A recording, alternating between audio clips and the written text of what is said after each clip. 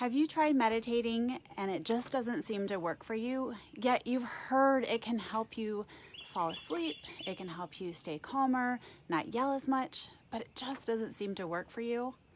Well, I'm here to give you some ideas and tips on why that might not work. Now, there's lots of them, so if you really are interested in bringing meditation into your life, I hope you'll find somebody like myself or another teacher to guide you on the best practices and best ways to make that a reality for you. But I wanted to talk today about another reason why meditation a lot of times just doesn't seem to work. One, meditation really isn't about reaching a goal, but I do know that it does help with stress. It does help with anxiety.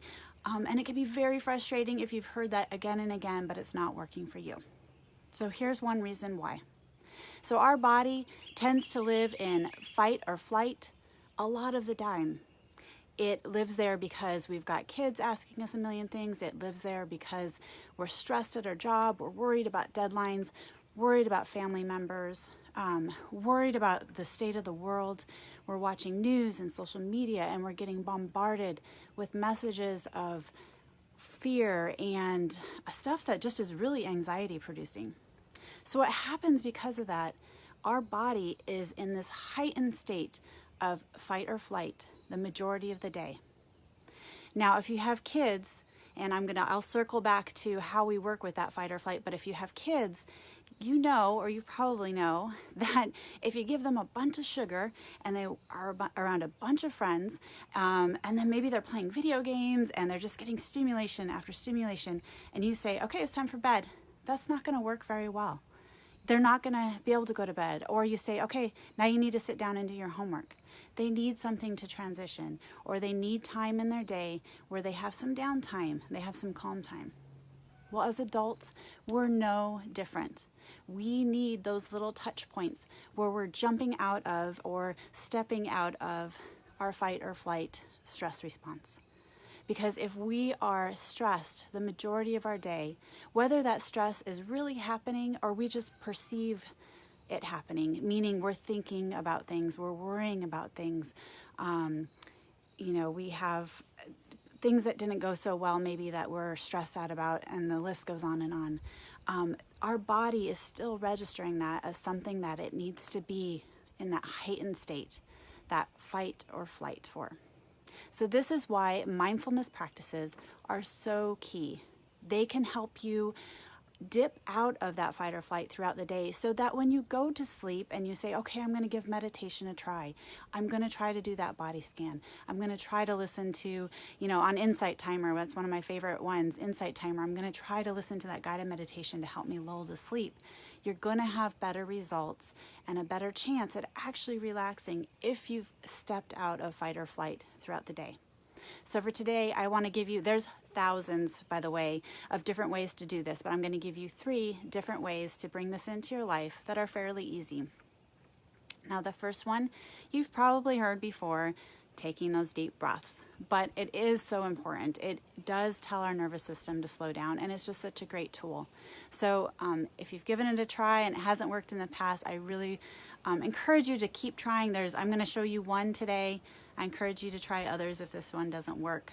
But for example, one of the best ways to tie this into your life is to tie it into something that you do on a regular basis. So for example, with breathing, let's go ahead and say, well, for a week, I'm going to try every time I go to the bathroom, I'm going to go ahead and take 5 deep breaths while I'm there in the bathroom, okay? And this is going to hopefully bring you out of that fight or flight just for a few minutes, but the compounding effect of that can be very big.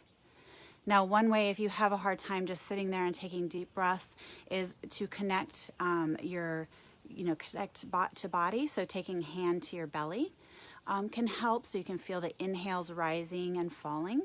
Another thing, if you have a hard time shutting off the mind, is to use counting. And if you have a really hard time shutting off the mind, is count backwards. So for example, you go to the bathroom and, either before or after, you go ahead and just pause, take your hand to your belly, and go ahead and practice with me right now if you are in a space where you can do that. And just take an inhale and counting 5, 4, 3, 2, 1. And then exhale, 5, 4, 3, 2, 1. Do it one more time with me.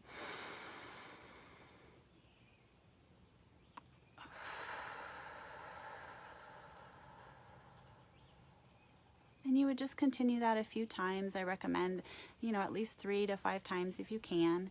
It'll take less than 5 minutes. If that 5 count breath is too long for you, there's nothing magical about it. So choose, 3, and then maybe you can work your way up. And maybe you can work your way up even in that moment. And never force the breath. So we never want, any harm to your lungs. So don't force in the inhale or exhale. But that's one little trick. So the second one, we all tend to do dishes quite frequently.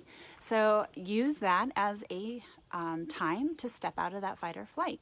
So sometimes, we like to, me and my husband will listen to a podcast, or we'll be, thinking about different things, and that's fine.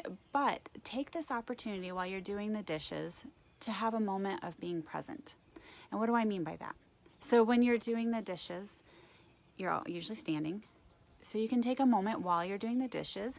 You can even rock back and forth a little bit and just feel the sensation in your feet, okay? While you're noticing that, you're being present. And then the other thing you can do is actually, I think Eckhart Tolle says this a lot, but while you're washing the dishes, actually wash the dishes. So what that means is pay attention to what you're doing. Notice, the water on your hands.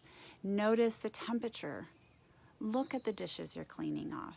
And no, you don't need to do this for 30 minutes or however long it takes you to do the dishes, but do it for a few dishes. Do a couple plates and some silverware. Notice maybe how the light, if you have a light above your sink, how the light plays off your silverware or plate. All this is just little tricks to bring you back into the present moment, which will help you step out of fight or flight, making it easier for you to use meditation for other things later on. And the last one that I would like to recommend as something to try is if you spend a lot of time driving. I spend way too much time driving with my 3 kids, taking them all around, and then just my own stuff that I need to do.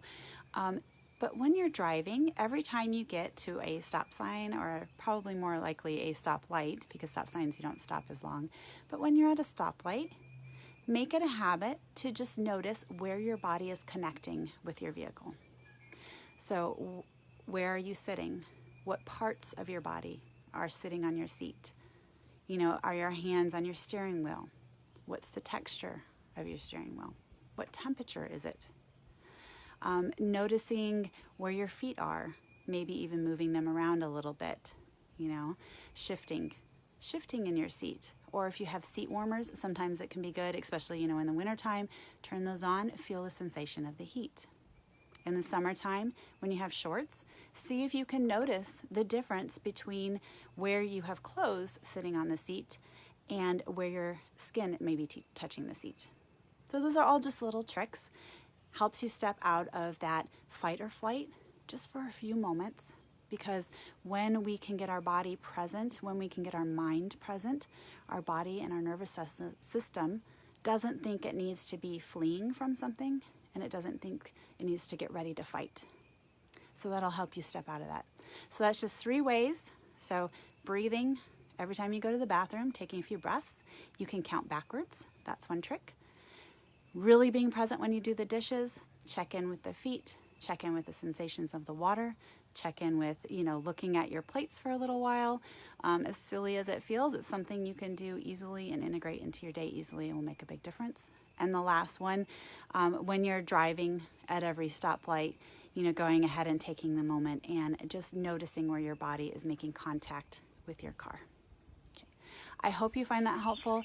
And if you keep doing that and integrating little mindfulness tricks into your day, again, that helps you step out of your fight or flight, which will help you calm the mind a little bit more easily, calm the body a little bit more easily if you're trying to bring meditation in your life for anything such as anxiety, stress, anger management, or sleep. It'll really help set you up for success with that. Thank you. As always, feel free to ask questions below this video. I always love to give other tips and suggestions to really make your life a mindful life and just an intentional way to live. Thank you.